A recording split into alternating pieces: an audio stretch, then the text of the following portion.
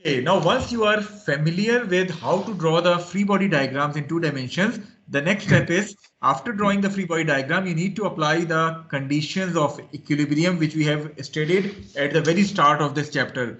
Those two conditions, अगर आपको याद हो, वो क्या थी कि there shouldn't be any unbalanced force acting on the rigid body, as well as there shouldn't be any unbalanced moment acting on that rigid body in order for that rigid body to be in equilibrium. So for equilibrium, ये दो conditions थी जो कि आपको apply करनी थी rigid body के ऊपर. अगर ये दोनों कंडीशंस फुलफिल होती हैं तो then we can say that rigid body is going to be in equilibrium. चूंकि हम 2 डायमेंशन में कर रहे हैं तो हमने किया क्या है कि इस समेशन एफ वाली इक्वेशन को इसके स्केलर टर्म्स में लिख लिया. Summation F x should be equal to 0, summation F y should be equal to 0, और मोमेंट वाली टर्म को हम क्लॉकवाइज या काउंटर क्लॉकवाइज मोमेंट के तौर पे सम करेंगे, but the overall sum of the moment should also be equal to 0. So these are the 3 scalar equations which are going to be applied on each and every rigid body जिसकी आपने free body diagram बनाई है, in order to find the support reactions.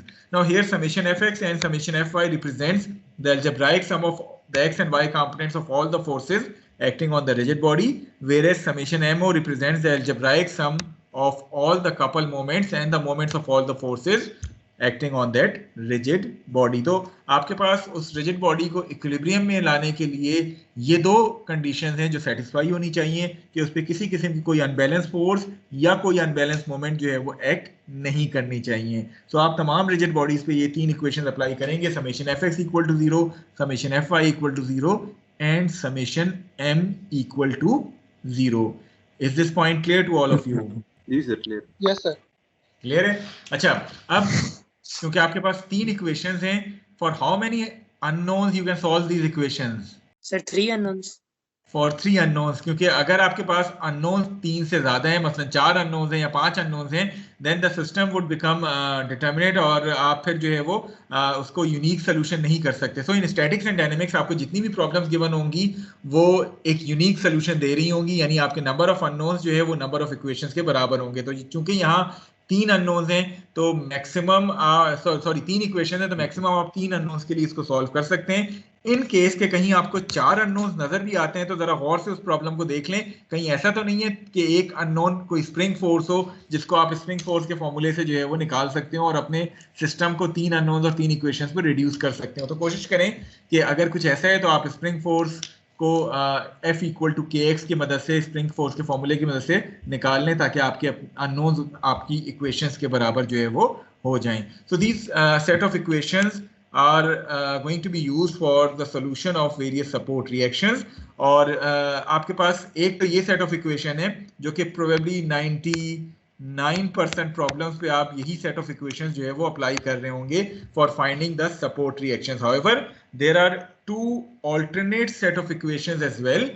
The first alternate set of equations, equilibrium equations, is shown to you here कि आप बजाय 2 force एक moment की apply करने के आप एक फोर्स और 2 मोमेंट जो है वो अप्लाई कर दें. And the third alternate solution is कि आप बजाय फोर्स अप्लाई करने के आप 3 डिफरेंट पॉइंट्स के अलोंग मोमेंट की इक्वेशन को सम कर दें, आपको जो है वो अपने अननोन्स की तादाद मिल जाएगी. लेकिन जिस तरह मैंने कहा कि majority of the solutions, majority of the question जो है वो आपके इस फर्स्ट सेट ऑफ इक्वेशंस के साथ सॉल्व होंगे जिसमें आप summation F x, summation F y और समेशन एम कर रहे होंगे. हाउएवर कुछ सिचुएशंस ऐसी भी आएंगी कि अभी जैसे अभी हम एक प्रॉब्लम सॉल्व करेंगे आज के इसमें, जिसमें आप देख रहे होंगे कि बजाय मैं एफ एक्स और एफ वाई लेने के अगर मैं एफ एक्स ले लूं और 2 पॉइंट्स के अबाउट मोमेंट ले लूं, या फोर्स ना लूं 3 डिफरेंट पॉइंट्स के अबाउट जो नॉन कोलिनियर है उनके अबाउट मोमेंट ले लूं, तभी मुझे सपोर्ट रिएक्शंस मिल सकते हैं. लेकिन बहरहाल वो इक्वेशंस 3 ही होंगी. आपको मैक्सिमम 3 अननोन्स के लिए आप उन 3 इक्वेशंस को सॉल्व कर सकते होंगे. Is this point clear to all of you?